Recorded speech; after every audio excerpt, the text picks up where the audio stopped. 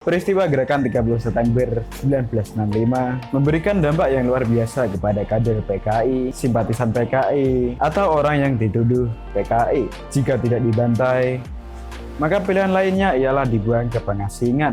Sakono Prapto Yuwono termasuk salah satu orang yang dibuang pada waktu itu. Viewers, inilah cerita Sakono Prapto Yuwono.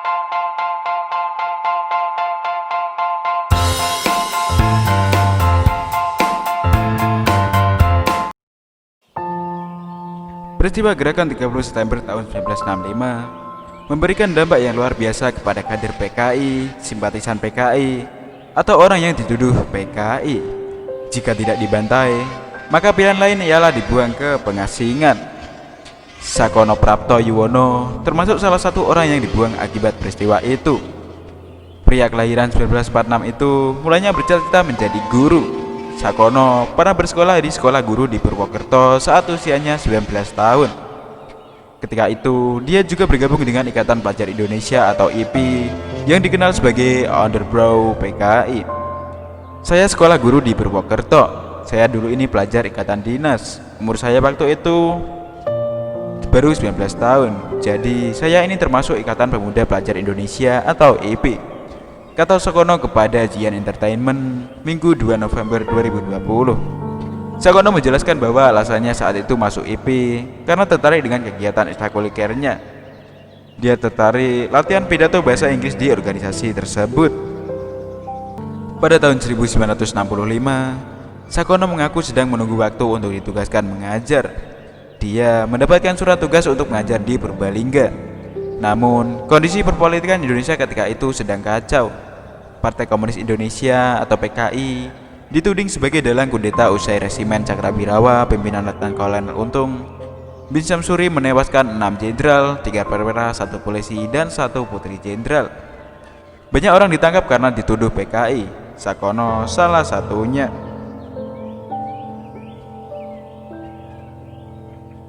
Cita-cita Sakono untuk menjadi guru pun kandas. Saya sudah mengantongi surat tugas untuk menjadi guru saat itu. Saya mau mengajar di Purbalingga.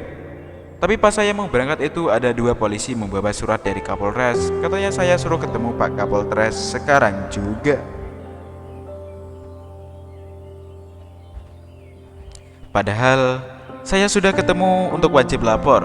Saya juga sudah tanda tangan paginya, tuturnya. Setelah itu saya diangkat. Bukan untuk ketemu Pak Kapolres, tetapi saya dimasukkan ke dalam penjara Purbalingga. Tanggal 2 November 1965, IPI dianggap afiliasi ke PKI. Lanjutnya, Sakono akhirnya ditahan dengan banyak orang Purbalingga lainnya yang juga ditangkap. Saat di penjara, Sakono mendengar pidato Presiden RI Soekarno di radio yang meminta agar penangkapan terhadap orang-orang yang dituding PKI dihentikan. Dari sana, Sakono berpikir bahwa penangkapannya ini bukan atas perintah pemerintah resmi. Saya jadi waktu itu mikir saya ditangkap bukan oleh perintah pemerintah Bung Karno, tetapi oleh pemerintah siluman, pemerintah ilegal yang berkuasa lewat jalur militer, ujarnya mengenang masa itu. 6 bulan berlalu, Sakono akhirnya dipindahkan ke lapas Nusa Kambangan pada bulan Maret 1966. Di Nusa Kambangan, Sakono sempat mendiami 2 lapas, LP Batu dan Nirbaya. Di Nusa Kambangan selama 6 bulan, Di Nusa Kambangan selama 6 bulan, Sakono diajari dan kemudian dipekerjakan untuk menyadap karet dan air nira. Selanjutnya, Sakono dipindahkan lagi ke kamp pengasingan Ambarawa. Kemudian, Sakono harus rela dipindahkan lagi. Kali ini, Sakono dikirim ke Pulau Buru yang dikenal sebagai tempat pembuangan para tahanan politik 65 pada tahun 1970. Kemudian tahun 70, yang masih muda dan kuat bekerja, ternyata saya dibawa ke Pulau Buru. Di sana saya 9 tahun. Maksudnya saya di sana dibuang karena tidak ada batas berapa tahun saya dihukum.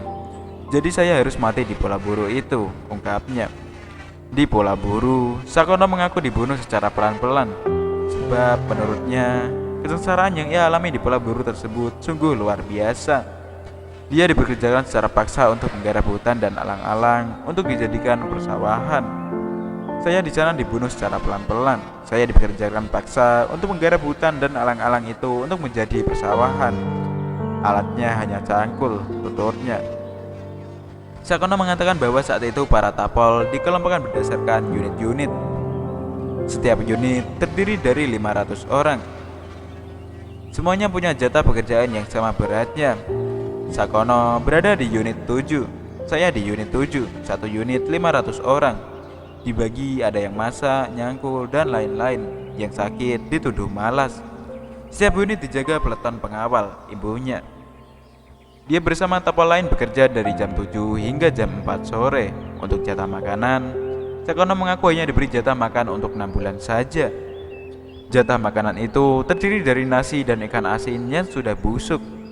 Dia menggambarkan kondisi saat itu hanya menawarkan dua pilihan, bekerja atau mati. Dia mau mati atau tidak, tergantung kamu sendiri, ujar Sakono. Namun, daya hidup Sakono terus menyala. Dia tidak mau menyerah. Dia bersama tapol lainnya berusaha membiasakan diri bercocok tanam. Dari menanam singkong, sagu, sampai padi, belum lagi Sakono harus tahan melawan hama dan harus membiasakan diri memakan sagu yang belum cocok di lidahnya. Mula-mula tidak suka, tapi ya biar tidak mati. Di sana itu harus melawan namanya hama, kenangnya.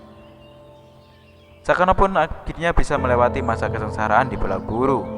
Dia dibebaskan kembali pada tahun 1979. Setahun kemudian Sakono menikah. Dia memulai hidup baru bekerja sebagai mandor di perusahaan triplek di Purbalingga.